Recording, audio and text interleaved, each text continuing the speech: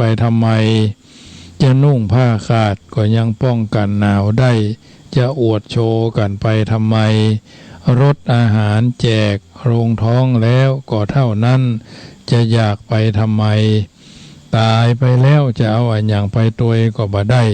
จะขี้เหนียวไปทำไมจะทำชั่วถึงคนอื่นบ่หัน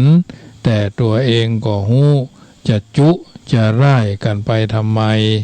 ที่เขามั่งมีเพราะเขาสร้างเหตุดีไว้จะอิจฉาเปิ้นไปทำไมอยู่อย่างมัธยัสถ์ดีกว่าขอคนอื่นจะฟุ่มเฟือยไปทำไม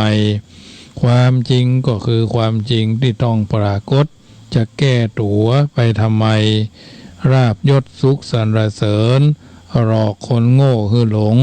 จะโง่งมไปทำไมความลับบ่มีในโลกนัตถิ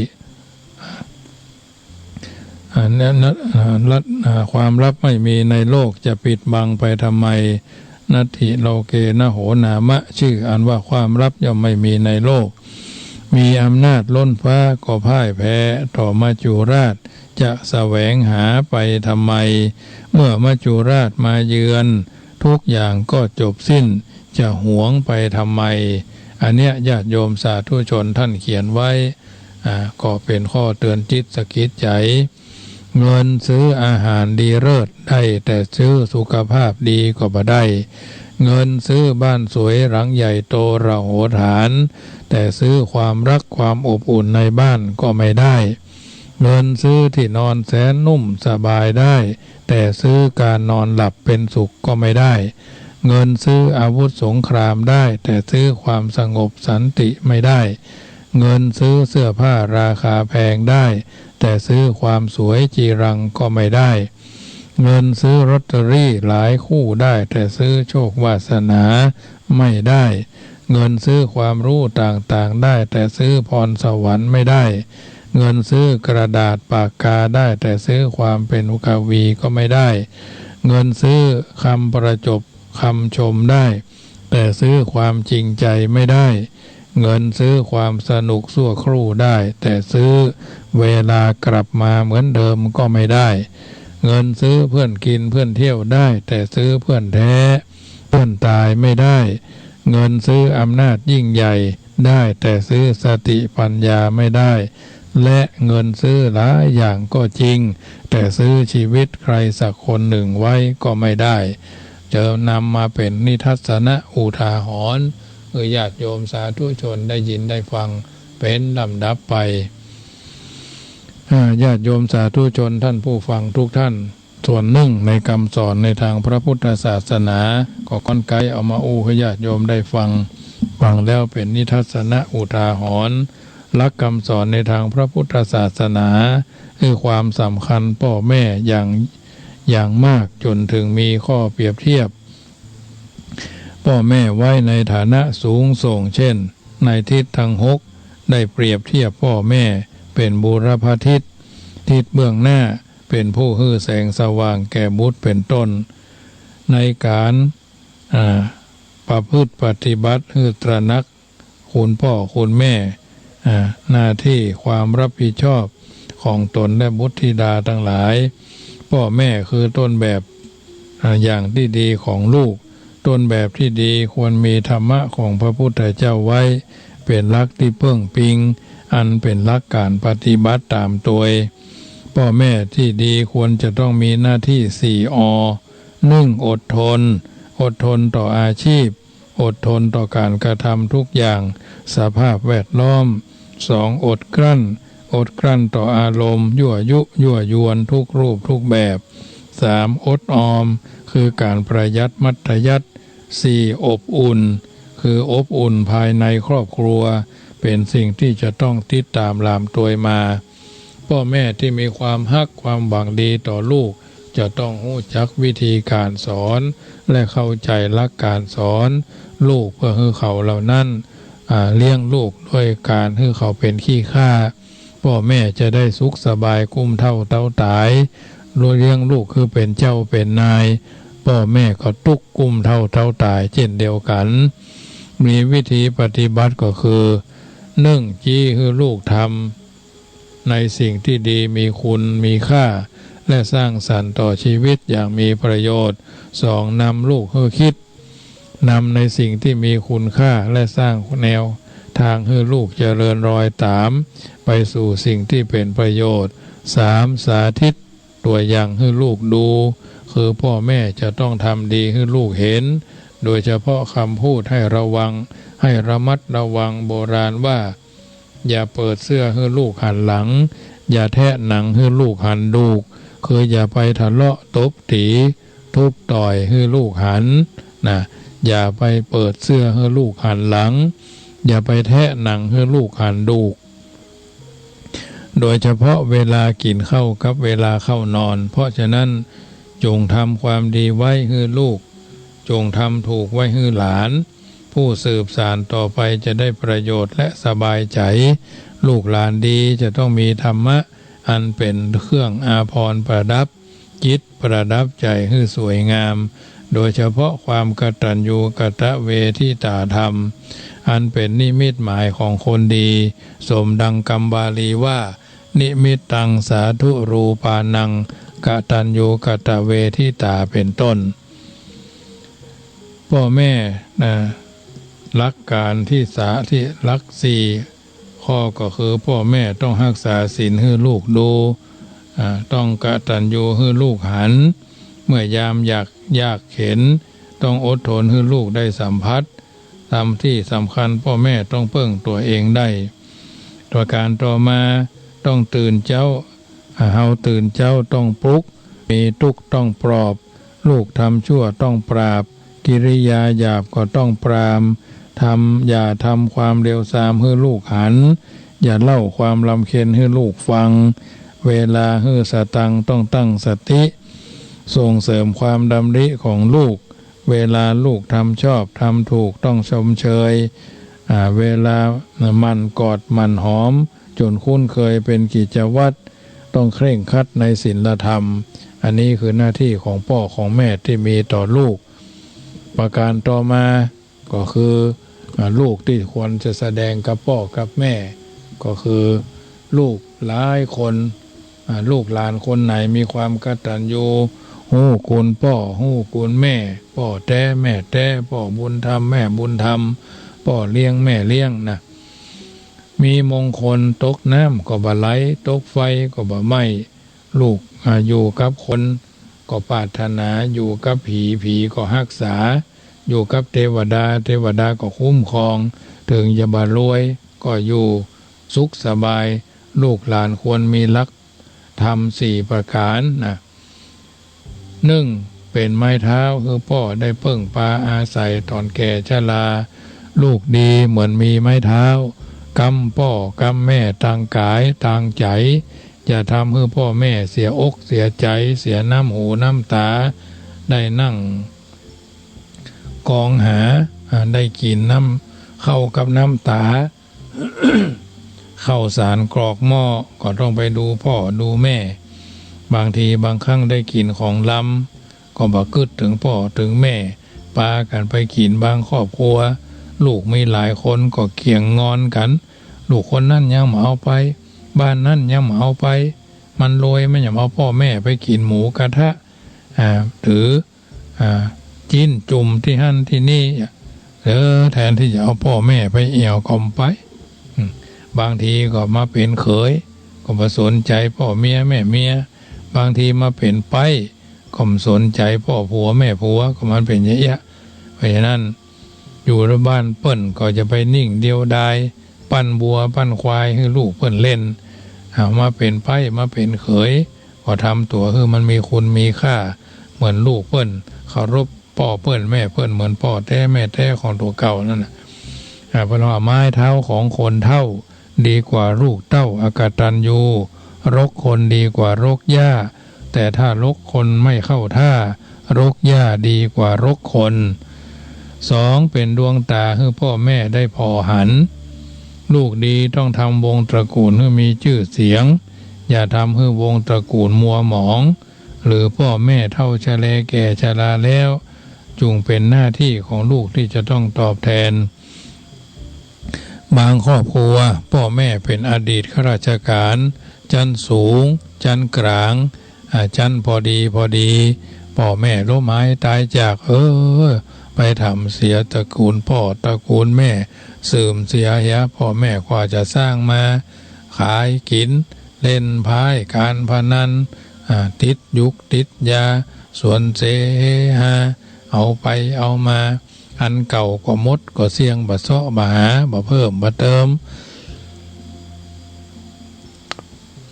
กินของเก่าจนมดเอาละเสียตระกูลมูลเชื้อบ้านบ้านแตกสะแลกขาดละสัมละสายไปเนี่ยอันนี้ก็ถือว่าเป็นเรื่องที่น่าเวทนาเป็นพยาบาลเป็นดวงตาคือพ่อแม่ได้พอหันเป็นลูกดีต้องทำตระกูลให้มีชื่อเสียงแล้วก็ประการที่สามต้องเป็นพยาบาลคือพ่อคือแม่เมื่อเจ้าเมื่อแรงเนาะยามเจ็บป่วยต้องเอาใจใส่พ่อแม่จะมีความสุขดังคำว่ายาจริงหมอให้ยาใจได้จากลูกนะยาจริงหมอให้ยาใจได้จากลูกประการที่สี่เป็นแก้วสารพัดนึกปรากฏเด่นตลอดกาลยามเด็กพ่อแม่เป็นแก้วสารพัดนึกคือเฮายามแก่เท่าเฮาจะเป็นแก้วสารพัดนึกคือท่านปรารถนาจะให้ลูกของลูกจงเอาอกเอาใจท่านเพื่อท่านจะได้ชื่นใจมีความสุขพ่อแม่มากมายพ่อแม่มีคุณมากมายมหาศาลต่อบุตรธิดาวิธีการเพื่อจะให้ทราบซึ่งถึงคุณของท่านนั้นต้องถึงพระคุณหน้าที่และยกอุปมาอุปไมยท่านเปรียบไว้ดังนี้ว่ามีความสำคัญของพ่อของแม่เปิ้นว่ามีความสำคัญมากยิ่งใหญ่มีความหมายสูงส่งเช่นเรียกพ่อแม่เรียกแม่ว่าชนนีแปลว่าผู้เป็นแดนเกิดสู่การต้องเรียกว่ามารดาเพราะเป็นผู้พอกเลี้ยงดูเรียกว่าแม่แปลว่าผู้ยิ่งใหญ่คือหมายถึงความยิ่งใหญ่เฮามักจะนิยมเอาคำว่าแม่ไปทำหน้าเสมอไปนำหน้าเสมอเช่นแม่น้ำก็คือแม่น้ำปิงวังยมน่านแม่น้ำปิงแม่น้ำวังแม่น้ำยมแม่น้ำน่านแม่น้ำแม่กวงเนี่ยแม่ทัพนำทัพไปสู้รบพบศึกแม่ธรณีที่อยู่กับบ้านกับจองเฮาไหวแม่ธรณีอย่าแม่พิมพ์แม่พิมพ์แม่แบบเนาะแม่งานแม่เลี้ยงเป็นต้นนอกจากนั้นแม่ใช้เรียกชื่อถิ่นที่อยู่อาศัยส่วนมากปรากฏในภาคเหนือเขาเนี่ยในเชียงใหม่ก็มีในลำพูนก็มีลำเมียเชียงใหม่ก็แม่อาย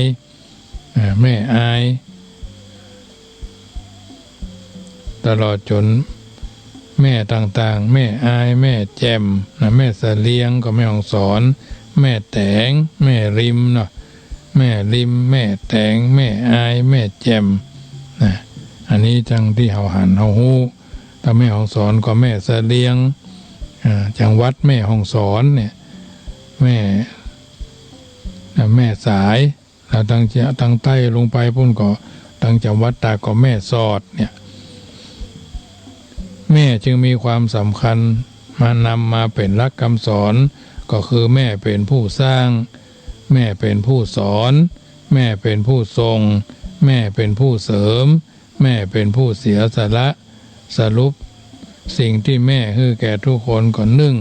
แม่คือกำเนิดคือชีวิตเลือดเนื้อซึ่งเป็นยอดแห่งทรัพย์สองแม่คือน้ำนมเลือดที่หลั่งหล่อเลี้ยงหล่อเลี้ยงชีวิตลูกตึงใจตึงยิงจะดีก็บ่ดีบ่หัวเลี้ยงไปก่อนจะพุดตื่นจากกำไห้ก็บ่หัวเลี้ยงไปก่อนบางคนบ่มีนมให้ลูกกินก็ยังว่านั่นน่ะต้องไปเซาะนมที่เพิ่นตั้งหมอแพทย์พยาบาลเพิ่นแนะนำเอาไว้เพราะว่านมแม่บ่มีก็ต้องเป็นนมกระป๋องเนี่ยสามแม่คือการอบรมแนะนำทางที่ดีหลีกหนีทางที่ชั่วสี่แม่คือการอบรม บอกอุบายดำเนินชีวิตที่ประเสริฐยิ่งนะสิ่งอื่นเทียมบ่ได้พระคุณแม่เปรียบด้วยสิ่งต่างๆนึ่งแม่เปรียบด้วยแผ่นดินเป็นการทบทวนในญาติโยม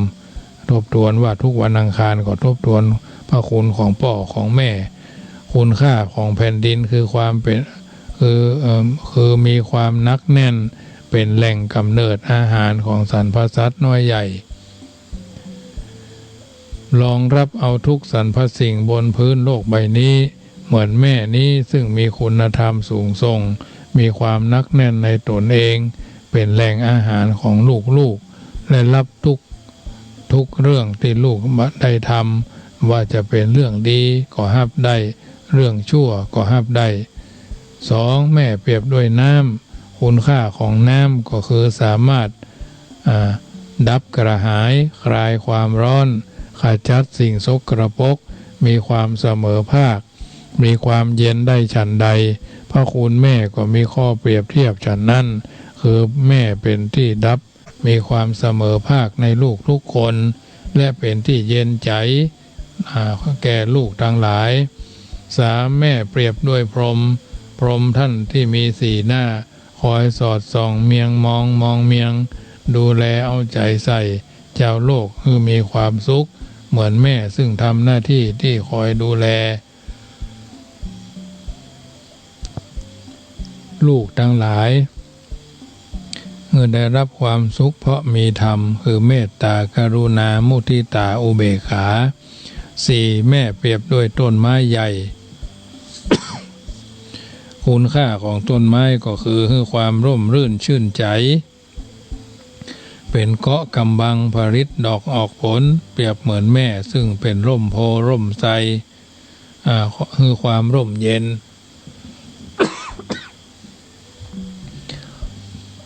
คือความร่มเย็นร่มเป็นร่มโพร่มไทรของลูกเต้าเหล่าหลานเป็นเกาะกำบังอันตรายแก่ลูกและเป็นแหล่งกำเนิดคือลูกเพราะใช้ชีวิตทรัพย์สินเงินทรัพย์สินและทุกสิ่งทุกอย่างได้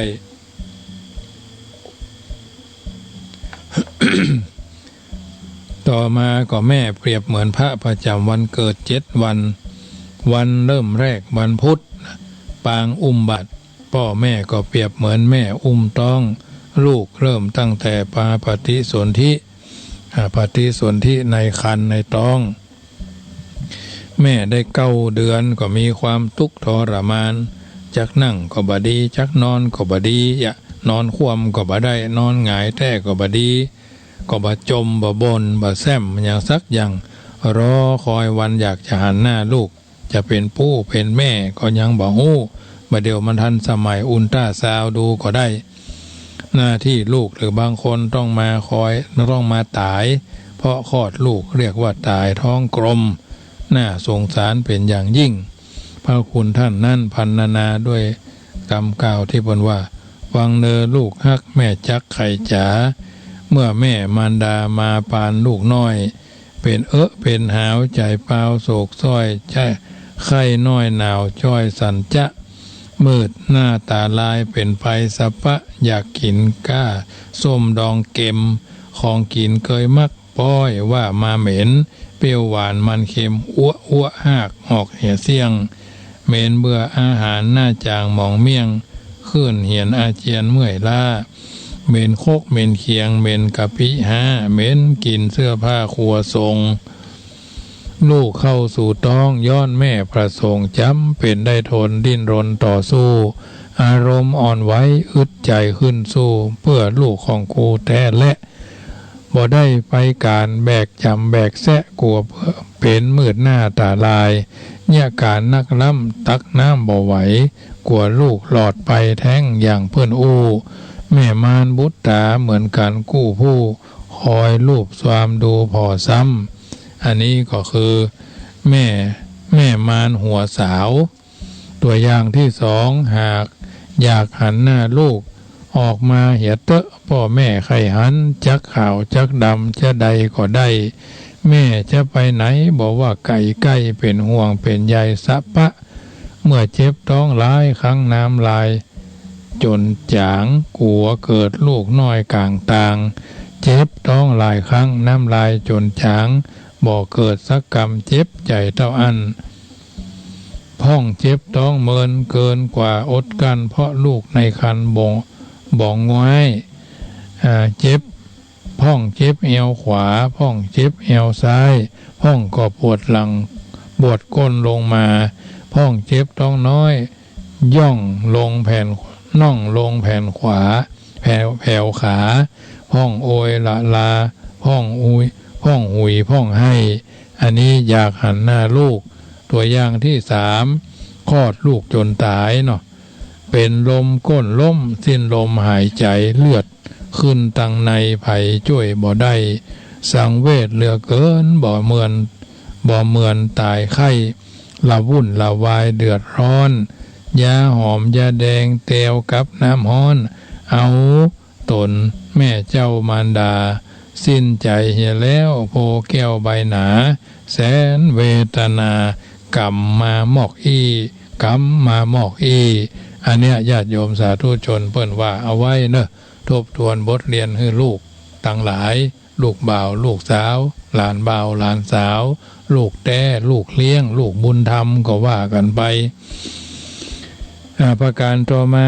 วันที่2ก็คือวันอังคารแม่นี่นะเปิ้นแบบแม่7 วันนะวันที่1วันพุธต้องปามานวันที่2วันอังคาร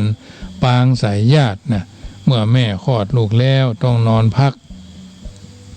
ผ่อนอยู่เป็นเดือนเพิ่นห้องว่าอยู่ไฟหรืออยู่เดือนนะ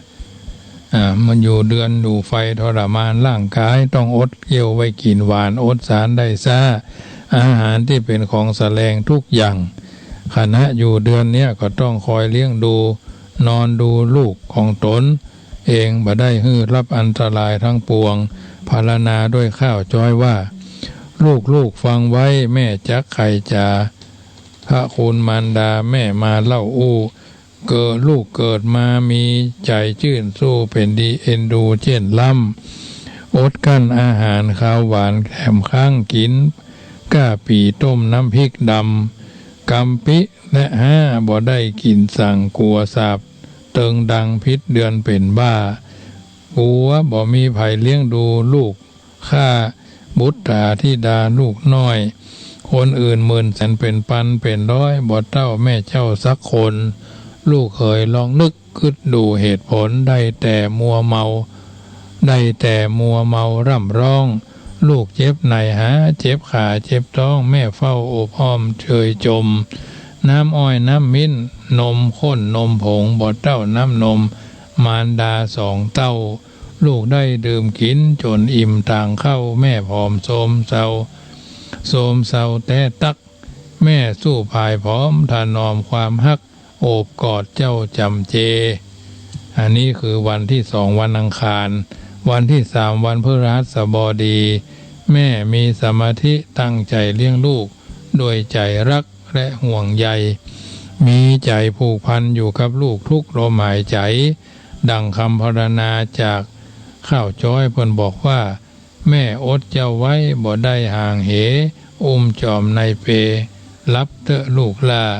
ลูกม้อยรับตาล่นไปซักผ้าอิดหิวโรยราฝั่งฟ้าวฝนตกสุยผ้าอ้อมหมอกยาวเอามาตากแห้งรมควันกับลูกตื่นแล้วกลัวลูกจะกวนจีลำดวนอาบน้ำป้อนเข้าจำลางคนเหยบอดาจะเท่าบ่ฮู้บุญคุณอ่อนน้อมถามเตะถามตีเป็นไม้เป็นค้อนพ้องถามเข็นข้าฟันแตงพืดฮอดแม่ฮักเหมือนแก้วเหมือนแสงมดงามมดแดงบ่ฮื้อได้ใกล้พ่อแม่เจ็บเป็นหนาวเย็นเมื่อยไข้บ่หันมาใจแถมซ้ำที่ลูกตุกโจรพ่อแม่ทนช่วยกรรมพ่อแม่มีแต่ฮื้ออภัยความฮักอย่างนี้ฮักจักหาที่ไหนสุดเขตประเทศไทย หาไหนก็ถึงบ่ได้อันนี้ก็คือวันพฤหัสบดีแม่ตั้งสมาธิเลี้ยงลูกด้วยใจฮักห่วงใยผูกพันอยู่กับลูกทุกลมหายใจวันที่ 4วันอาทิตย์ปางถวายเนตรแม่คอยดูแลลูกบ่ฮือคอยขาดสายตาไปไหนคอยอาบน้ำป้อนเข้าเอาลูกรับเอาลูกนอนครับกล่อมลูกฮือรับนอนด้วยบทกลลูกว่าแม่ก็เอาเจ้ามานอนไว้ในอู่กวยจุกยุกวยจุกยูว่าจานอนจาจานอนจาว่ารับก็รับเหตุเนอสองตาว่านอนก็มานอนเสียเนอกิ้วสายติ้วก้อนนิ้วเนื้อลวดหัวใจแม่หากรับไปเจ้าจะไปฮื้อให้อ่อนแม่จักไกวอูแก้วกาบซ้อนเชื่อว่าจานอนจากันว่าลูกแม่ใหญ่ขึ้นมาแล้วขอลูกน้อยแม่อย่าได้กลายเป็นแห้งเป็นกาสัตว์ตัวมีงาเป็นสัตว์ตัวมีงาจะได้จ่าสวกก้อมจะได้คบปีอย่าคบพี่คบน้องพี่ตามารดาอย่าฮื้อพ่อแม่สองเท่าได้กินข้าวนั่งเจ็ดน้ำตาเปิ้นเลี้ยงเฮามาบ่ฮื้อเป็นขี้เป็นหนี้เป็นข้าขออย่าได้จ๋ากำหยาบจ้ากับพ่อกับแม่เตรียมองค์ฮื้อนึกถึงบุญคุณเนิ่นลูกน้อยๆนะอันนี้เป็นปางถวายเนตรอันเนี้ยอย่าฮื้อพ่อแม่สองเท่าได้กินข้าวนั่งเจ็ดน้ำตาเปิ้นเลี้ยงเฮามาบ่ฮื้อได้เป็นหนี้เป็นข้าขออย่าได้จ่ากำหยาบจ้ากับพ่อกับแม่เตรียมองค์นึกถึงบุญคุณเน้อลูกน้อยๆอันนี้วันอาทิตย์ปางถวายเนตรประการที่5วันที่5วันจันทร์ปางห้ามญาติเพิ่นว่าจะได้แม่ฮักลูกทุกคนคอยอบรมสั่งสอนห้ามบ่ฮื้อทำชั่วฮื้อลูกได้ให้ลูกได้สามัคคีกันไว้ฮักกันไว้ตั้งคำคมที่ว่า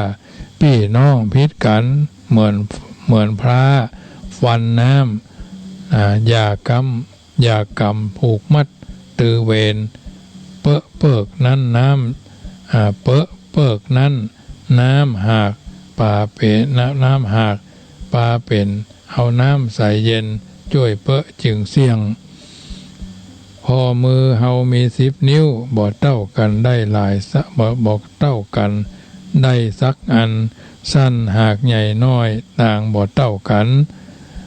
ยามเมื่อเฮาคันนิ้วยาวนิ้วสั้นยังช่วยกันเก๋ากู้อันจันของ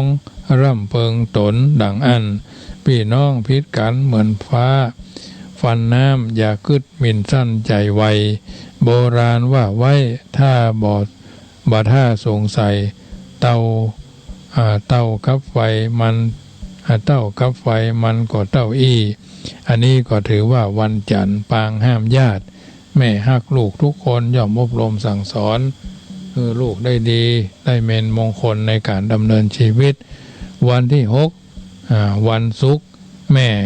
เปิ้นเปรียบแม่เหมือนพระวันศุกร์ปางรำพึง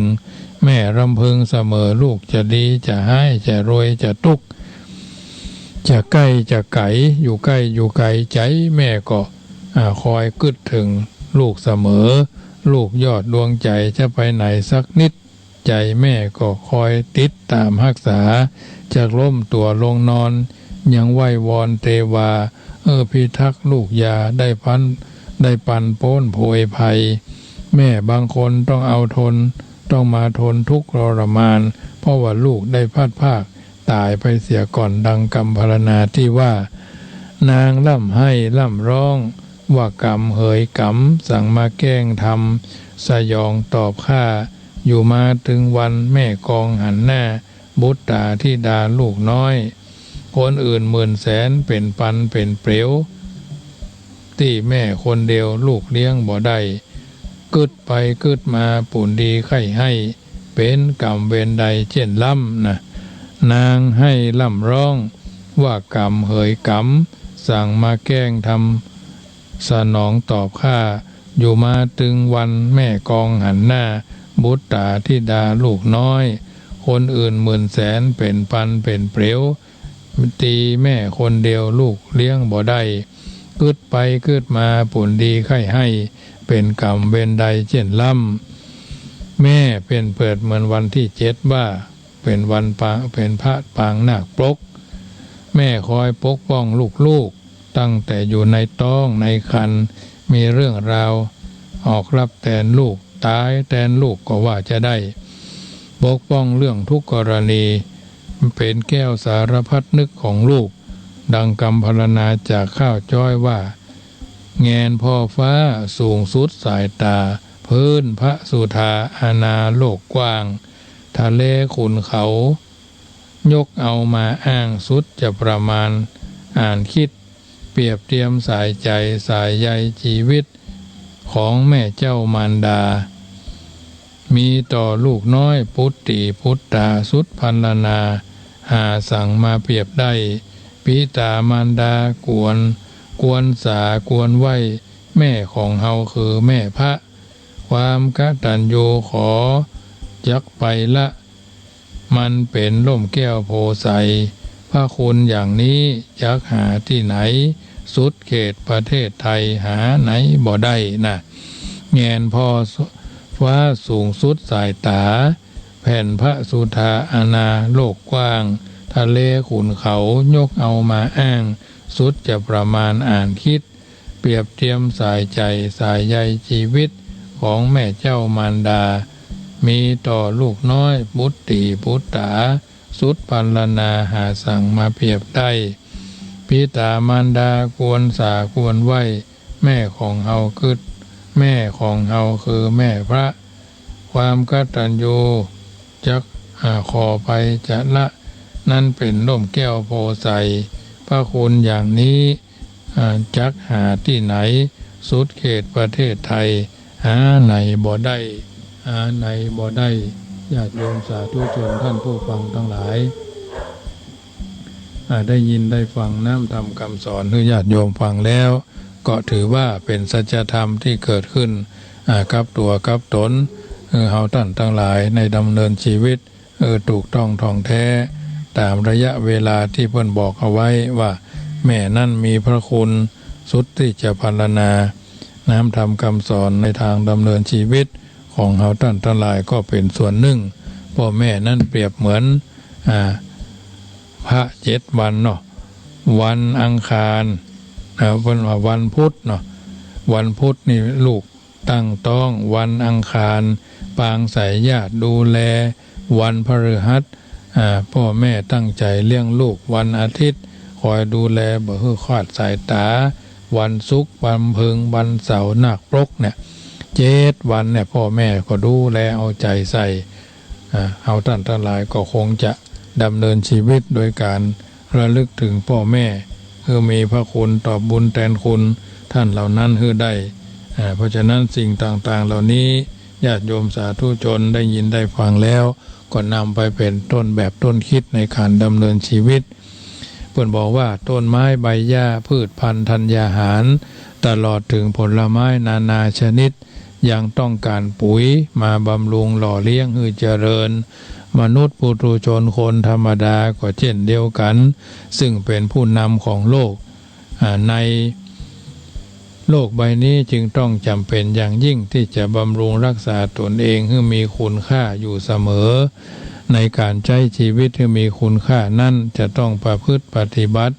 ตามหลักธรรมของพระพุทธเจ้าเพื่อความสงบสุขในชีวิตมีวิธีการดำเนินชีวิตโดยใช้สูตร34สูตร34คือเติม3เติมคูณ3หลีกความ4เติมคูณ3อันหยังญาติโยมเติมคูณ3คืออันหยัง1คุณภาพต้องเติมสิ่งดีๆให้แก่ร่างกายอาหารออกกำลังกายพักผ่อนที่ดีร่างกายจึงมีประสิทธิจึงจะมีคุณภาพเติมคุณภาพเติมคุณวุฒิค ความรู้มนุษย์จะต้องเรียนรู้เข้าใจทั้งความรู้ทางโลกและความรู้ทางธรรมคนมีความรู้ดีย่อมปรากฏเด่นในทุกที่และเป็นแหล่งความรู้อันเป็นทรัพย์ที่ดีของชาติพระศาสนาคุณธรรมก็คือความดีงามความถูกต้องความบ่เบียดเบียนความมีเมตตาธรรมกรุณาธรรมมีกับบุคคลในสถานที่ใดเพื่อเจริญรุ่งเรืองอบอุ่นเกิดความรักความสามัคคีฉะนั้นคุณธรรมจึงเป็นสิ่งที่ค้ำจุนโลกเติมคุณสามคุณภาพคุณวุฒิแล้วก็คุณธรรมความรู้ความสามารถความเฉลียวฉลาดคุณภาพคุณวุฒิคุณธรรมหลีกความสี่คือหยังหลีกความสี่ก็นึ่งสิ่งที่ควรหลีกคือความชั่วกายทุจริตวจีทุจริตมโนทุจริตได้แก่ความชั่วทางกายวาจาใจควรหลีกให้ไกลจะได้บ่เดือดร้อนหากว่ากระทำแต่ความชั่วผลตอบแทนก็ได้แต่ความชั่วนั่นเองสองสิ่งที่ควรกลัวก็คือความผิดพลาดความผิดพลาดอันเกิดจากความประมาทขาดสติเลินเล่อเผลอตนเองในบุญเก่าหลงเงาตนเองนึกว่าเฮาแน่แท้แก้บัดตันสำคัญตนเองผิดไปชีวิตที่ผิดพลาดบ่อยๆเป็นชีวิตที่บ่เจริญสามสิ่งที่เป็นอุบาทคือความขัดแย้งผู้ที่ต้องการจะเอาชนะคู่ต่อสู้โดยบ่มีเหตุผลภาษาเหนือเพิ่นว่าดื้อหรือลึกตกที่ไหนเดือดร้อนที่หั่นความขัดแย้งทำให้หมู่คณะแตกความสามัคคีแบ่งพวกทำให้เกิดความรักเนาะแบ่งพรรคทำให้เกิดความสามัคคีจะทำอันใดได้ก็สำเร็จเพราะความขัดแย้งนั่นเองประการที่สี่สิ่งที่ร้ายแรงกับชีวิตคือความหลงมัวเมาคนเฮาจึงถึงจะดีจะเด่นจะเก่งจะดังแค่ไหนแต่ถ้าถูกความหลงเข้าพิษความหลงพิษเขาครอบงำแล้วเป็นอันเดือดร้อนทุกรายความหลงเป็นอันตรายต่อมนุษย์มากดังคร่าวล้านนาบทหนึ่งกล่าวเอาไว้ว่าหลงเหยหลงเข้าดงป่าไม้เปิ้นเป็นว่าหลงได้สาววันยังกับปอกปิกคืนอยู่เคหังสู้ว่าตังเกหาตูบน้อยนะสู้ว่าตังเกหาตูบน้อยลงอกลงใจลงไปจ้อยจักห่อนอยากคืนจักห่อนอยากกลับคืนมาลงตัวลืมตายลงกายลืมแก่ลงผัวลงเมียลืมพ่อลืมแม่นะลงเฮยลงเข้าดงป่าไม้เป็นว่าลงได้สาวันยังกับพิกป้อคืนสู่เคห่างสู่ว่าตังเกหาตูบน้อยลงอกลงใจลงไปจ้อยจักห่อนอยากกึดคืนมาลงตัวลืมตายลงกายลืมแก่ลงผัวลงเมียลืมพ่อลืมแม่นะเพราะฉะนั้นญาติโยมวิธีดำเนินชีวิตให้เติมคุณสามให้หลีกความสี่เติมคุณภาพเติมคุณวุฒิเติมคุณวุฒิแล้วก็เติมคุณธรรมคุณภาพคุณวุฒิคุณธรรมหลีกความสี่หลีกหนีความชั่วสิ่งที่ควรกลัวคือความผิดพลาดสิ่งที่เป็นอุบาทคือความขัดแย้งสิ่งที่ร้ายแรงเฉียบชีวิตคือความมัวเมาเป็นต้นญาติโยมทีนี้เพิ่นบอกว่าชีวิตคนเฮานั้นเปรียบกับเหมือนว่าชีวิตนั้นเปรียบเหมือนว่าเรียบชีวิตของคนเฮานั้นบ่ใช่ชีวิตที่เรียบง่ายดังที่เฮาคาดหวังแต่ในความเป็นจริงต้องพบต้องเจอหลายสิ่งหลายอย่างอุปสรรคนามากมายเมื่อต่อสู้อย่างมีสติอย่าท้อแท้หนทางแก้ปัญหามีเสมอชีวิตที่มีค่าคือชีวิตที่รู้จักต่อสู้อุปสรรคปัญหา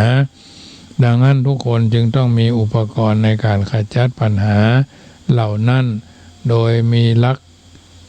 ในการเดินทางหรือดำเนินชีวิต 4ประการก็คือ1ทบทวนความหลังทบทวนสิ่งต่างๆที่ผ่านมาว่าเป็นบทเรียนเตือนใจจักบ่ได้ประมาทแต่อย่าจมปักอยู่กับความหวังความหลังนะต่อจากนั้นระวังความคิดความผิดย่อมเกิดขึ้นได้ทุกคนทบทวนความหลังระวังความผิด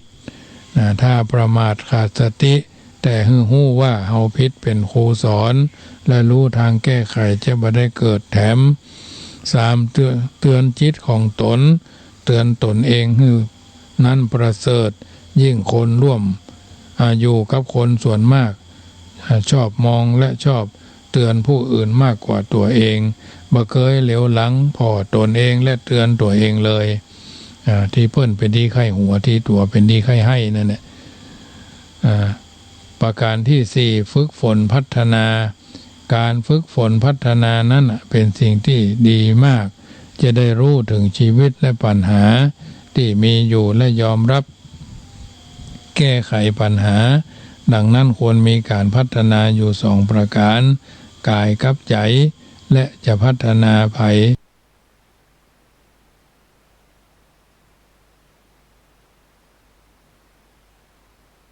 จะอะไรที่ไหนก็ต้องเริ่มต้นที่ตนเองก่อนจึงจะดีมากอันเนี้ยญาติโยมสาธุชนท่านผู้ฟังทั้งหลายรายการเสียงธรรมก่อนรับตาประจำคืนวันอังคารธรรมาภาพได้อธิบายสารธรรมอัตถธรรมสาระอันเป็นข้อเตือนจิตสกิจใจหลายลดหลายหลากหลายประการญาติโยมสาธุชนได้ฟังแล้วแถมข้อ1เนาะคือการได้เกิดเป็นมนุษย์เนี่ยการได้เกิดเป็นมนุษย์ไม่ใช่ว่านับได้นับเกิดได้ก็ถือว่ามีบุญมีโชคดีที่สุดแล้วเพราะฉะนั้นจึงมีภูมิใจสร้างความดีเอาไว้นักโดยการสร้างตนเองสิ่งแวดล้อมมีคุณค่าเช่นการบริหารเวลาการบริหารคนและการบริหารทรัพย์เป็นสมกับบุญทั้ง3ระดับที่เฮามีอยู่ก็คือ1เกิดมาดีเพราะมีบุญที่ได้เกิดเป็นมนุษย์เข้าลักษณะ32ประการบุญที่ได้รับรู้รสพระธรรมคำสอนของพระพุทธเจ้าหากว่าปฏิบัติตนดีจะมีอานิสงส์ผลและบุญเกิดขึ้นก็คือ1บุญที่มีพ่อแม่ดีประเสริฐ2บุญที่ได้ศึกษาเรียนในสิ่งที่ดี3บุญที่ได้ผัวได้เมียดี4บุญที่ได้ลูกที่ดี5บุญที่ได้กัลยาณมิตรที่ดี6บุญที่ได้เกิดในบ้านเมืองที่ดีที่ปลอดภัยประการ2ก็คืออยู่อย่างมีคุณค่าการสร้างคุณค่าให้กับตัวเองอยู่เสมอโดยการเติมคุณธรรม3ประการและหลีกความในการดำเนินชีวิต3จากไปดีเพราะมีทุนเกิดมาดีเพราะมีบุญอยู่อย่างดีมีอยู่ดีอย่างมีคุณค่าจากไปเพราะมีทุนคุณค่าดีที่สร้างไว้ยังมีชีวิตทำไว้โดยบ่ประมาทมีสติเตือนตนเองเสมอบุญนั่นก็จะเป็นมิตรแก้วสหายคำติดตามเข้าไปทุกหนทุกแห่งทุกภพทุกชาติเรียกว่าอยู่ก็สบายตายไปก็สู่สุขติเป็นต้นสาธุชนท่านผู้ฟังทั้งหลายได้ยินได้ฟังน้ำธรรมคำสอนแล้วก็ขอมอบเป็นปฏิการะกับทุกคนที่ตั้งใจฟังเป็นนิทัศนะอุทาหรณ์เตือนจิตสกิจใจ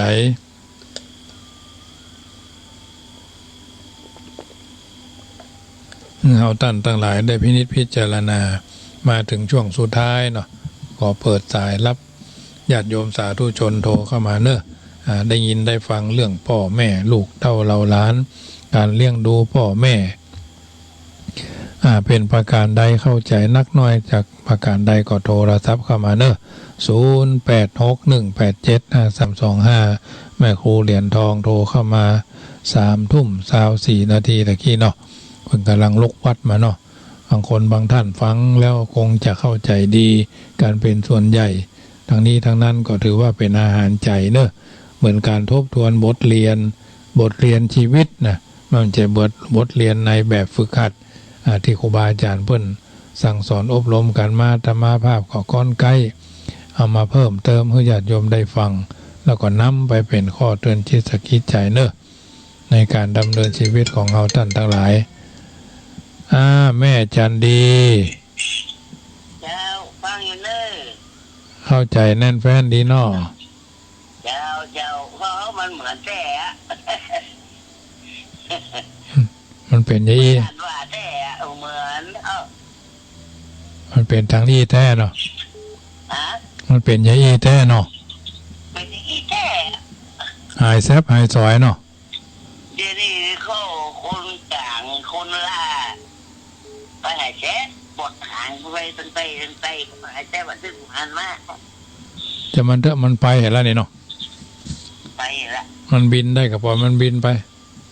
เขาบินได้ก็เขาบินไปถ้ามันเนี่ยดีเขาถึงบอกว่าบัตรมาถ้ามันเนี่ยดีเขาถึงมาตัวหาบ้านเป็นกำลังใจแม่จันดีเนอะ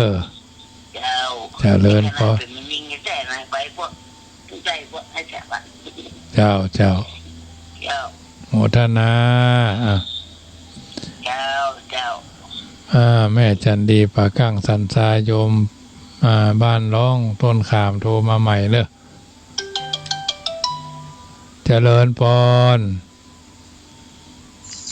แม่แก้วลูนเนาะอันนี้ผมก็อายเนอะป้ายอ่ะอันนี่อันปะถินนะอันผ้ากันชอบสุดเนอะครับเอาไตรเนาะเอาไตรหนึ่งครับเอาไตรนี่ไป2 วันนี่นะเจ้าพอดีวันที่สีน้ำมันตัดกันถึงวัดหนองเหียงนะพอดีผมเท่าของท่านอาจารย์ตอน9 โมงบ่าย9:39บ่แล้วผมจะไปมื่อไงผมจะไปห้างก่อนแล้วตอนบ่ายผมจะไปที่วัดหนองเหียงของเขาตอนบ่ายก็ตอนเวลาได้ก็บอกงูรับผมก็ไม่ได้โทรหาท่านอันพระครูอันธรรมนาถเจ้านะเพิ่นก็ว่าแล้วเพิ่นก็ปะเพิ่นก็ว่าอาทิตย์ก็จะมีวันที่10ในเนาะถ้าได้ก็ไปช่วยกันพ่อเนยเนาะเป็นอย่างนี้เนาะพอดีของท่านอาจารย์ก็มาตัดกันอย่างเงี้ยอันนี้ตอนเจ้าเขามันเป็นของทางกรุงเทพครับโมทนาป้ายเนอะหนึ่งไตรเนาะฟังรายการท่านอยู่เนี่ยฟังท่านเนี่ยนี่ครับโมทนาป้อเนอะพี่น้องบ้านร่องต้นขามเจ้าคำนมัสการเจ้าท่านท่านอยู่นะเจ้ารอบที่4เนาะติดรอบที่4เจริญพรแม่บ้านห้วยป่าตองเนาะเจ้าไว้สาเจ้าแม่นี่ยิงในเนาะนะฟังอันแน่นแฟ้นขึ้นเนาะเจ้าแน่นแฟ้นดีเจ้าลึกซึ้งดีเจ้าฟังเข้าใจดีก่อนเนาะเข้าใจดีเจ้าโมทนากับแม่เนอเจ้าเจริญพร0861875325โยมแม่บ้านห้วยป่าตองดอยสะเก็ดอันนี้พวกก็โทรเข้ามาเป็นกำลังใจฮือเนาะขออนุโมทนาโดยโทรมา 3-4 เตื้อกกว่าจะติดเนาะโทรมาเนอะ0861875325บางท่านเพิ่นบ่กล้าโทรหรือบ่สะดวกในการโทรก็ขอเป็นพลังเงียบก็บ่เป็นหยังญาติโยมเจริญพรไปตัดเอาโอ้ยลึกซึ้งแจ่มแจ้งดีต่อยังตันอยู่เนาะข้าวตามเจ้ามาถึงยังได้ดันผู้พระคุณแม่วันที่วันทั้ง7นึงก่อนยังได้ตันอยู่เลยต่อจะเอามาว่าบ่อยๆโอ้ดีเจ้ามันก็มันว่ามันละเอียดเจ้ามันละเอียดลึกซึ้งดีเจ้าบางคนก็จะฮู้เรื่องฮู้ราวเนาะมันนี่นะมันเองก็ลูกหนังสือเนี่ยนี่มันละเอียดลงเลยลงรายละเอียดเจ้าพูดเลยเจ้าโมทนาแม่ครูพี่นานสารพีขอเน้นใจไว้สาบารมีธรรมท่านเจ้านะครับ โอ้ในอกในใจแค่นี้ละอ่อนได้ฟังเนาะท่านพระคุณเจ้าเนาะนั่นเนาะโอ้ได้ฟังเนี่ยสักน้อยก็ยังดีนะเขาผู้สูงอายุมันก็ดีแต่ว่ามันล้ำปุ่มไปละอ่อนนมนั้นน่าจะได้ฟังจะได้เข้าถึงน้ำธรรมคำสอนของเป็นคำจะดีคำเรียนท่านเจ้าคติธรรมคำสอนนะครับหมวนรุ่นเฮาเนี่ยมันเป็นรุ่นแน่นแฟ้นแน่นนักแน่นหนาอยู่แล้วหรอก็นะอันถ้าหมดรุ่นเฮาแล้วละอ่อนรุ่นใหม่ๆนี่เขาจะฟังว่าท่านเจ้าเดี๋ยวมันเทคโนโลยีมันอันของใหม่เข้ามานักเราไปนะคะเนาะสามส่วนไม่เหลือส่วนเดียวแล้วเนาะนั่นกะมันมอมเมาเยาวชนเอาแท้ของเทคโนโลยีสมัยใหม่เนี่ยมันจะเป็นกรรมดีกรรมสอนยังมันไปตามยุคตามสมัยไปได้ผมก็ว่านะมันจะเหมือนเจนพ่อเจนแม่เฮานี่ค่อยจะหายไปเนาะมันขึ้นถึงยังไปวัดไปว่าท่านคุณเจ้าเนาะก็ให้เบาบางคือมันคนมันนักเหมือนก่อนนะท่านคุณเจ้าเนาะอย่างทำบุญเวลามีงานบำเพ็ญกุศลวันเผาศพวันอย่างเวลาแต่ก่อนในคนเฒ่าคนแก่เต็มเฮือนเนาะโอ้นักครับเดี๋ยวเวลาทำพิธีบอกว่ามาคืนบอกว่าไม่ง่ายทำพิธีเรียบร้อยล่ากระตู้เจ้าเลยครับห่างพลังคางเคงเหลือกระตู้เจ้ากระตู้หมูเนี่ยทุกวันเนี่ยเหมือนก่อนเนาะก่อนในโอ้เพิ่นอยู่ด้วยกันแน่นหนาแต่ครับนั่งนั่งจากันทักทายกันไปไปกู้ไปกิมกันเนาะก็ม่วนเนี่ยประสบมันคือกำลังใจกันเดี๋ยวมันห่างหมดอย่างท่านพระคุณเจ้าว่าอาจารย์สามีฉันตู้โวหายซับไปกับทุกๆท่านเลยนั่นน่ะกะเนาจำสมัยเนาะท่านพระคุณเจ้าเนาะครับผมโมทนาเนอขอได้ใจไหว้สาในบารมีธรรมท่านพระคุณเจ้านะครับเจริญพรพี่น้องไตทิศทั้ง4โทรกันมาคนละสาย2 สายโมทนาครับครอบครัวพ่ออ้ายเนอะเป็นเจ้าภาพผ้าไตรเพราะว่าไตรคลองนี่เจ้าภาพกฐินเนาะเป็นอันลองประชาสัมพันธ์ก็ได้นะถ้าไม่มีใครเดี๋ยวผมรับนะถ้ามีเจ้าภาพก็อนุโมทนาด้วยนะก็เลยว่าเพิ่นจะฮับไตรคลองไว้ก่อนแล้วก็ทำ5ไตร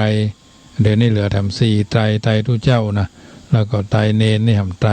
1ซึ่งผ้าก็เป็นผ้าที่ว่าขนาดกลางเนาะแปลงลงไปมันก็เหมาะถูกลงไปมันก็ยังว่านั่นนะมันก็บ่เหมาะเนาะใส่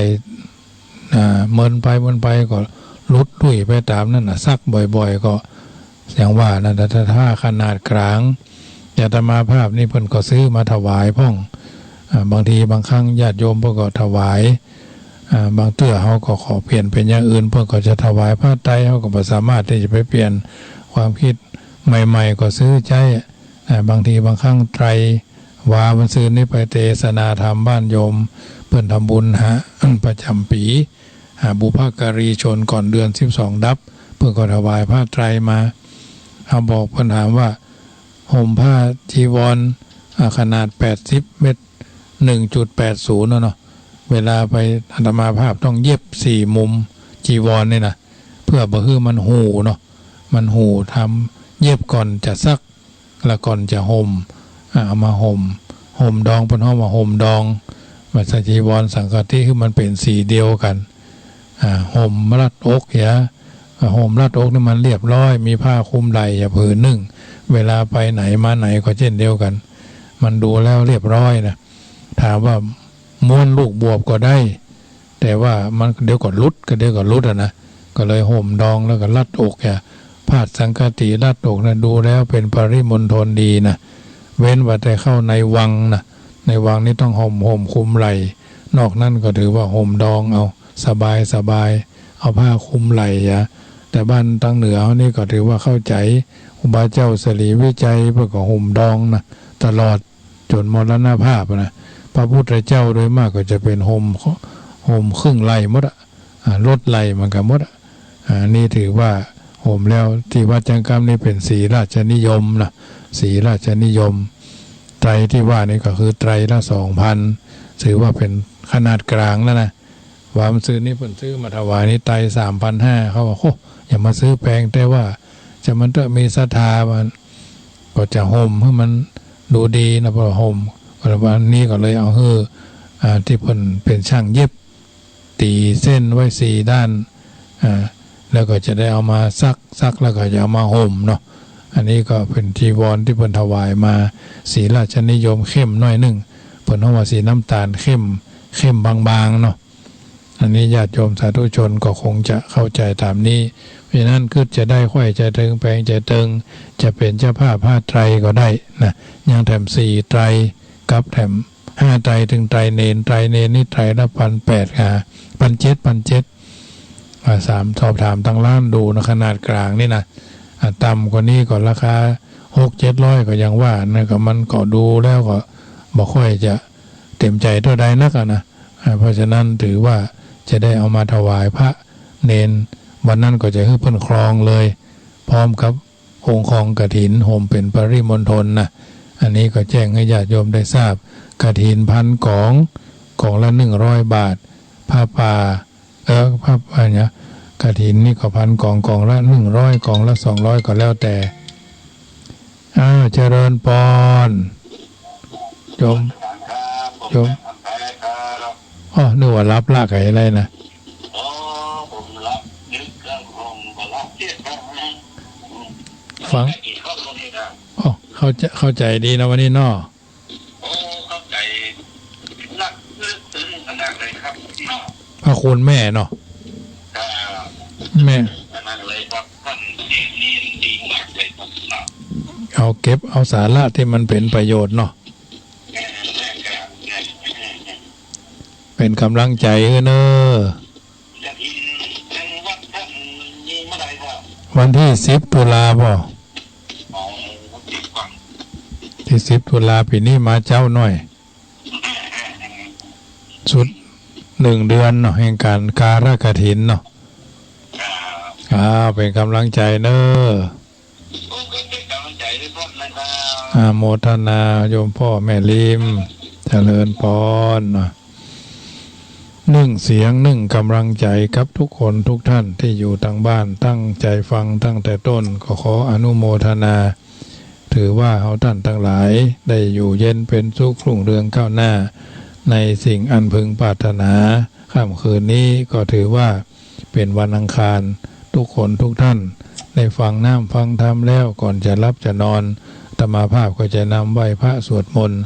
บัดนี้ก็ถึงเวลาสมัยการจะได้นำพาญาติโยมสาธุชนในการดำเนินชีวิตของเฮาท่านทั้งหลายตั้งอกตั้งใจบูชาไฟไหว้พระพร้อมๆกันไหว้ถึงคุณพ่อคุณแม่ไหว้คุณครูบาอาจารย์ตามลำดับลำดาแล้วก็จะพายยายบุญพร้อมๆกัน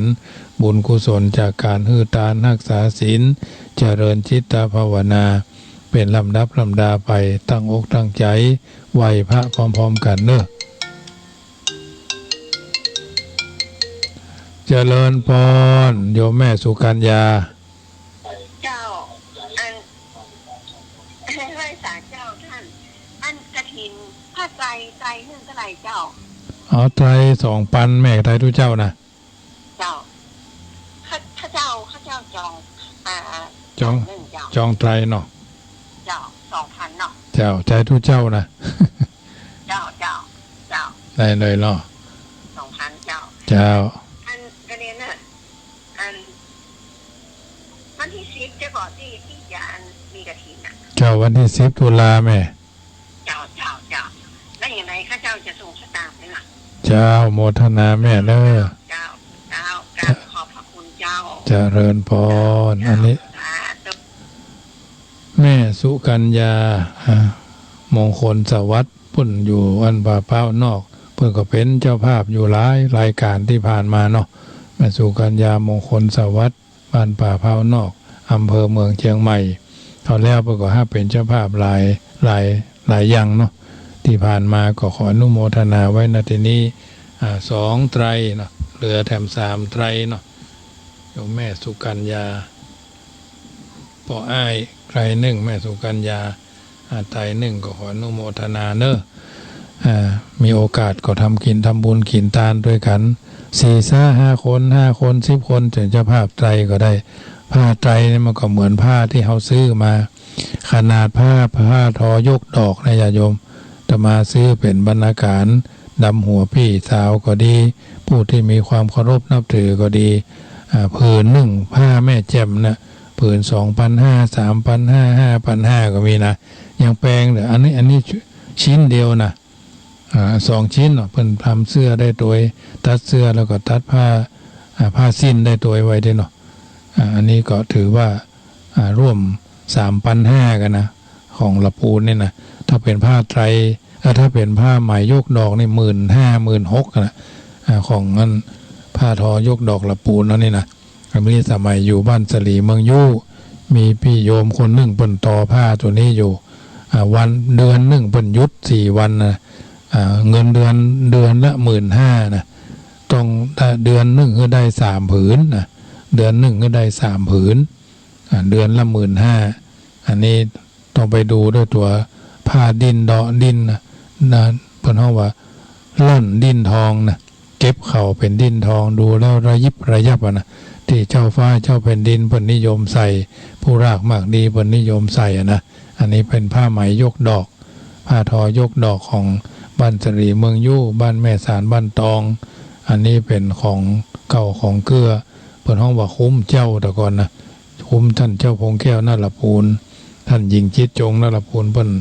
เป็นแม่แบบต้นฉบับในการต่อผ้าเหล่านี้ค่ำคืนวันนี้ก็คิดว่าพอสมควรแก่เวลาจะได้นำป่าญาติโยมไหว้พระสวดมนต์แผ่เมตตาเนอะตั้งอกตั้งใจไหว้พระณโอกาสบัดนี้อะระหังสัมมาสัมพุทโธภควาพุทธังภควันตังอภิวาเดมิกราบสวากขาโตภควตาธัมโมธัมมังนามัสสามิกราบสุปฏิปันโนภควโตสาวกสังโฆสังฆังนามามิกราบมาตาปิตโรวันทามิกราบคุณูปการโรวันทามิกราบ นะโมตัสสะภะคะวะโตอะระหะโตสัมมาสัมพุทธัสสะนะโมตัสสะภะคะวะโตอะระหะโตสัมมาสัมพุทธัสสะนะโมตัสสะภะคะวะโตอะระหะโตสัมมาสัมพุทธัสสะพุทธังสรณังคัจฉามิธัมมังสรณังคัจฉามิสังฆังสรณังคัจฉามิตุติยัมปิพุทธังสรณังคัจฉามิตุติยัมปิธัมมังสรณังคัจฉามิตุติยัมปิสังฆังสรณังคัจฉามิตติยัมปิพุทธังสรณังคัจฉามิตติยัมปิธัมมังสรณังคัจฉามิตติยัมปิสังฆังสรณังคัจฉามิสรณะกะมะนังติปิโสภะคะวะอะระหังสัมมาสัมพุทโธวิชาจารณะสัมปันโนสุขโตโลกวิทูอนุตตโลปุริสธรรมสารถิสัทธาเทวมนุสสานังพุทโธภควติสวากขาโตภควตาธัมโมสันติติโกอาการิโกเอหิปัสสิโกโอปนะยิโกปัจจตังเวทิตาโพวินโยหิติสุปฏิปันโนภควโตสาวกสังโฆอุจุปฏิปันโนภควโตสาวกสังโฆยายาปฏิปันโนภควโตสาวกสังโฆสามีจิปฏิปันโนภควโตสาวกสังโฆญาติทังจัตตาริปุริสะยุคานิอัฏฐปุริสะภูคาราเอสะภควโตสาวกสังโฆอาหุนยโยปาหุนยโยตักขินยโยอัญชลีกรณิโยอนุตตรังปุญญเขตังโลกัสสติ นะโมพุทธายะนะโมธัมมายะนะโมสังฆายะอะปะมาโนพุทโธอะปะมาโนธัมโมอะปะมาโนสังโฆพุทโธเมนาโถธัมโมเมนาโถสังโฆเมนาโถ สาธุสาธุสาธุอาหังวันตามิสิราสาอิติปิโสภะคะวาข้าพระเจ้ามีมือ10 นิ้วนบวางคิ้วกายเสสาขอไว้คุณพระปีตามี21จงมาอยู่ข้างขวาคุณพระมารดามี12อยู่มาอยู่ข้างซ้ายคุณพระแม่โพธิ์ศพมี29จงมาอยู่ทั่วสารพังกายาแห่งข้าพระเจ้าชะปัญญาสะพุทธคุณังข้าขออาราธนาคุณพระพุทธเจ้า56จงมาเป็นกำแพงแก้ว7 ชั้นแวดล้อมตนตัวแห่งข้าพระเจ้าข้าพระเจ้าอาราธนาคุณพระสัทธรรมเจ้า38อยู่มาเป็นกำแพงแก้ว7 ชั้นแวดล้อมตนตัวแห่งข้าพระเจ้าข้าพระเจ้าอาราธนาคุณพระสังฆเจ้า14จงมาเป็นกำแพงแก้ว7 ชั้นแวดล้อมตนตัวแห่งข้าพระเจ้าข้าพระเจ้าอาราธนาคุณพระอาจารย์10ทัศมาอยู่ทั่วอาการะ32อัฏฐสะราธนากรรมฐาน18จงมาเป็นที่ประมลสอดส่องอาราธนาคุณพระแม่คงคา12คุณอาราธนาแม่ธรณี21คุณอาราธนาคุณลม7อาราธนาคุณไฟ6อาราธนาคุณธาตุทั้ง4ธาตุน้ำธาตุดินธาตุลมธาตุไฟมาสัมพิทักษ์ปกปักรักษาให้ข้าพระเจ้าอยู่เย็นเป็นสุขบ่เต้าแต่นั้นอาราธนาคุณอากาศ10ทัศคุณอาการะ21อุณอัคระ33คุณนิสวาสคุณคัสวาสคุณศีล5คุณศีล8คุณศีล10คุณศีล227คุณปัญญาญาณโสดาสติกาตาสติสกิตากาอนากาอรหันตามัคคะ4ภระ4นิพพาน1เป็น9ปริยัติธรรมเข้าเป็น10คุณทานคุณศีลคุณเนกขัมมะคุณปัญญาคุณวิริยะคุณขันติคุณสัจจะคุณอธิษฐานคุณเมตตาคุณอุเบกขาทั้งหมดทั้งมวลจงมาสัมพิทักษ์รักษาคุ้มครองปกป้องข้าพระเจ้าทั้งหลายอาราธนาคุณพระอภิธรรมา7 กัมปีคือสังบิดาภูกะญะปะอาราธนาคุณนิกายทั้ง5ทีฆะมังสังอุอาราธนาคุณพระวินัยทั้ง5กูอาปามะจุปะอาราธนาคุณพระสัทธาตั้ง8อาจินนาวาอาทานกะญะอาราธนาคุณอาถาจยะปาคือปามานาอุกะสะนะตุจงมาเป็นดาบสลีกันใจอันคมไววาดบ่เต้าแต่นั้นอาราธนาคุณพระกาถาตั้งหลายคุณจักพิทวาน9ถือว่ากาถาอันกล่าวไว้ว่าอาสังวิสุโรภูสะภูภะนะปิตะตังทวารังสมิติพุทธมิตติทวานตั้ง9จักเล่าพระคาถาว่าพุทโธจะมัชชิโมเสโตสารีพุทโธจะทักกิเนอุตตะเลโมคคัลลาโนจะอานันโทปัจฉิเมวัจจะโขนดัญโยปะปะโตภาเคพายะเพขวัมปติอุบาลีหละติฐาเนอาคะนายเยจะคะสะโภลาหุโลเจวะอีสาเนสเปเตพุทธมังคลาโยยัตถวปูจิโตโหตินิทุโขนิลุปัตตโวมหาเตโจสัทธาโหติจยะสุติภวันตุเมสวาตุสวาตุสวาตุพระปัญญาปารมี30ทัศสวาตุพระปัญญาปารมีวัดแวดล้อม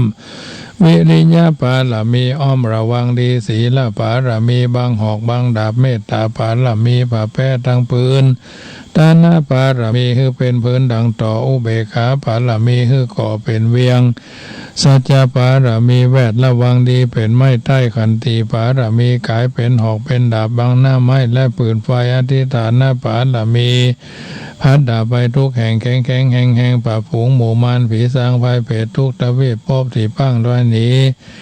นางธรณีอาสาจารย์โสสะเหมือนฝันอยู่ข้างข้ามน้ำนาทีนองกว้างตอกกว้างแตกตีฟองระนองระเลือกกลายเป็นข้าวตอกดอกไม้ถวายปู่จาพระแก้วแก่นไทยสัตตันพระพุทธดังเฮยจุงมาผายโพดอนุญาตโทษโพดผู้ฆ่าแต่ดีหลีแม่ธรณีออกมาพีดมวยผมอยู่ที่ท่าจางให้คายขะจังงาซับดินพ่นน้ำนาทีลงพัดผายขอจ้างพายฮักตบเต้าพญามารห้องเอาปุนกัวกับยอมือตื้นคุณกับยอมือคืนตูนหัวใส่เก้าผู้ฆ่านี่ได้จีว่าลูกศิษย์พระพุทธเจ้าผู้มีบุญสมปานันมากนักพระพุทธเจ้าจงตั้งพระปัญญาปาลามีไว้เกาจันตั้งไว้ตั้งหน้าก็ได้เกาจันตั้งไว้ตั้งหลังก็ได้เกาจันตั้งแต่หัวแผวตีนก็ได้เกาจันตั้งแต่ตีนแผวหัวก็ได้เก้าจันแสนวาลูกปืนจักมาสะเมินเหมือฝนแสนหาก็บ่มีมาจักใกล้ได้ข้าพเจ้าเลยได้ชื่อว่าพุทธกุนังธรรมกุนังสังฆกุนังพุทธอินตาธรรมอินตาสังฆอินตาอาสหับแม่ธรณีผู้อยู่เหนือน้ำผู้อยู่กำแผ่นดินกันข้าได้ละลึกคือถึงหาคุณพ่อคุณแม่คุณครูบาอาจารย์คุณพระแก้วเจ้าทั้งสามประการคือคุณพระพุทธคุณพระธรรมคุณพระสงฆ์คุณแดดคุณฝนคุณน้ำคุณลมคุณไฟคุณกุศลราชเจ้าก็ดีคุณนางอุตตราเจ้าก็ดีคุณพระปัจเจกเจ้าก็ดีคุณพระตนเมตตาภาวนาเจ้าก็ดีคุณพระแม่ธรณีเจ้าก็ดีจงมาสัมพิทักษ์รักษาคุ้มครองตั้งกำหน้าและกำหลังยังตนตัวแห่งผู้ฆ่าตั้งแต่ทีคาการะยามนี้วันนี้ค่ำคืนนี้และต่อไปนี้จิ้มแดดพุทโธพุทธังรักษาธัมโมธัมมังรักษาสังโฆสังฆังรักษาพุทโธพุทธังอรหังธัมโมธัมมังอรหังสังโฆสังฆังอรหังพุทโธพุทธังกันหะธัมโมธัมมังกันหะสังโฆสังฆังกันหะอายุวันโนสุขังปะลังเอาละยันตุนิมิตังอาวามังคารัญจโยจามนาโปสกุณะสัสสะโตปะปะกะโหตุสุปินังอาการตังพุทธานุภาเวนะวินาสเมนตุยันตุนิมิตังอาวามังคารัญจโยจามนาโปสกุณะสัสสะโตปะปะกะโหตุสุปินังอาการตังธรรมานุภาเวนะวินาสเมนตุยันตุนิเมตังอวามังกรัญจโยจามานาโปสกุณะสัสสะโตปะปะกะโหตุตุปินังอาการตังสังฆานุภาเวนะวินาสเมนตุอิมินาปุญญาตาเนนะปุญญกัมเมนะทานะมายังวาศีละมายังวาภาวนามายังวาอามหากังกัตตัวอาสวะกายังนิพพานาปัจจโยโหตุโนนิจังยังปุญญังอันว่าบุญอันใดอามหากังแห่งผู้ฆ่าทั้งหลายกัตตัวอันใดกาตามปั้มเป่งมาแล้วตานะมายังวาด้วยอันหือตานก็ดีศีละมะยังวาด้วยอันได้รักษาศีลก็ดีภาวนามายังวาอันได้จำเริญภาวนาก็ดีนิพพานาปัจจโยโหตุขอจงเป็นปัจจัยค้ำอยู่ผู้ฆ่าทั้งหลายได้พันได้ฮ้อนได้พันได้รอดพ้นจากพระเนี่ยได้รอดไปถึงแก่พระนิพพานเจ้าอาสวะกยังอันเสี่ยงไปแห่งกิเลสธรรมทั้งหลายโหตุจงมีโนแก่ข้าผู้หลายตั้งแต่แดเตอญาติโยมสาธุชนได้พากันแผ่ผายใยบุญสำเร็จแล้วก่อนจะเข้าสู่นิทานในค่ำคืนนี้พากันอธิษฐานว่าอิมินาปุญญาตาเนนะโดยบุญทานทั้งหลายมวลผงนี้นาผายแผ่ขอจุงไปรอดแดนไปรอดแต่แดนสุดแผ่ไปรอดถึงเมตไตรยะเทวบุตรตนยศกับทั้งพญาอินตาเจ้าฟ้าโสดสองสวรรค์กับทั้งพญาเวสสุวรรณและเท้าจตุโรคคือพญาตถะรัตะโสดสวสดีพญาวิรุณหะภัคคะองค์สลีองค์อาจพญาวิลุขะปราชราชาพญาคุเวราอุตราติสาภัพไว้ด้วยเตยะบุญน้อยใหญ่ภาละผลขอจุงไปฮอดเทวบุตรเทวดาตั้งกรมจตุทิสา ตลอดเงียงน้ำหยาดพัทวีถึงธรณีเชื้อเท้าโรคนาถนางน้อยโศกกรรมะเท้าลวงพระริยาพวงทุลีบุตตาบุตรีนาถน้อยบอกกิ่งห้อยกับหายขอเทวบุตรเทวดาเป็นสักขีพิยานเที่ยงมั่นอาทิตย์จันทร์อังคารพุธพฤหัสศุกร์เสาร์ราหูเกตนักฤกษ์วิเศษเท้าเจ็ดตัวทั้งหลายจงฮือกุศลนินาภาผายแผ่ไปจูจอดใกล้ฮือได้อนุโมทนาต่างเวหาปลายต่ำใต้ผู้ฆ่าทั้งหลายได้แล้วจักฝากไปถึงปิตามารดาที่ม้ยมิ่งมิตรอันเสี่ยงชีวิตหากสูญหายตั้งปู่ย่าตายายครูบาอุปชายอาจารย์เจ้าน้อยใหญ่ขอกุศลนี้ไต่ตามตันตั้งพระริยาลูกหลานเผ่าพงปันปุ๋งอันตายไปอนันต์อเนกจงฮือปรากฏเกิดเป็นเครื่องเทียบเทียบตันตีหล่อนได้ตายไปเป็นเพศเป็นผีตุการีณโรคใหญ่ขอกุศลนี้ไผ่นำหาตั้งสัพพะสัตตาน้อยมากขอถวายอุทิศนี้ไปรอดไว้จงฮือได้ถึงสุขเสวยผลฮือได้พ้นทุกข์อันคัดสนจุผู้ขอเทวดาหูเมื่อหยาดน้ำหมายตาลนั่นจุงจักมีเที่ยงแท้ดีหลีบ่เท่าแต่นั้นผู้ฆ่าทั้งหลายถึงยิงถึงใจที่ฟังรายการเสียงธรรมก่อนรับตาก็กลัวเป็นโทษน้อยโทษใหญ่ด้วยกายกรรมทางกายวจีกรรมกรรมมโนกรรมกรรมกึศผู้ฆ่าทั้งหลายจึงได้ขงขวายพร่ำพร้อมโดยปฏิบัติที่ปูจาตกแต่งน้อมนำมายังมือ10 นิ้วตั้งวางคิ้วกายเกษาแทนดอกบุภาราชาดอกไม้ลำเตียนมาไว้ในที่สามุขีต่อหน้าพุทธปฏิมาองค์เก่าองค์ใหม่องค์ใหญ่องค์น้อยในวัดในวาในบ้านในจองในหอในเฮือนในจิตในใจขอสุมาน้อมขาบตามปาฐบาทกาถาบาลีว่าอาจโยโนปันเตอาจกามายะตาปะเลยะตามูลาเหยะตากุสะเลเยมะยังพุทธธรรมะสังฆสังฆเตสุรัตเนสุอาทิเตวาปัจจุปเนวาอวิวาทิวาระโหวากาเยนะวาวาจายาวามานาสาวาสุตินังสัพพังโตสังขามันตุโนสัพพิติโยวิวัจจันตุสัพพะโรโควินาสตุมาเตภวัตวันตรายโยสุขีติกายุโขภวะอภิวาปานาสีริสนิจังบุตตาปัจจายิโนโอเมเหติตาปัตตกติทัติเหวะเววะวิรุญญาการุกาญาติรุวิทิรุวิวัตเตโอมกากากานุนานะนิโนโนนินานาตุปาปาโอเมเตวะเตนิรุตตปารุปิสาตารุนิวาจาโรเทปะกะภูคาโมเหอวานานายมาคุมพระอมสวหายแค่เหตุละนานาสภาทุกขาสภาพยาสภาโรกาสภาอันตรายาวินาสันตุอายุวันโนสุขังพลังธรรมเทศนาตานังโหตุโนนิจังอายุวันโนสุขังพลังขอเจริญพรอนุโมทนา